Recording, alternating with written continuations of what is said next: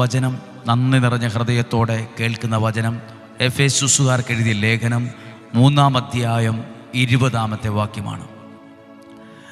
ആ വചനം നമുക്ക് സുപരിചിതമാണ്.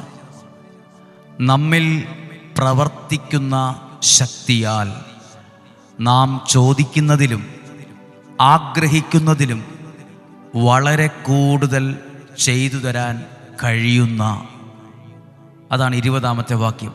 നാം ആഗ്രഹിക്കുന്നതിലും ചോദിക്കുന്നതിലും വളരെ കൂടുതലായി ചെയ്തു തരാൻ കഴിയുന്ന അവിടുത്തേക്ക് സഭയിലും യേശുക്രിസ്തുവിലും തലമുറകളോളം എന്നേക്കും മഹത്വമുണ്ടാകട്ടെ.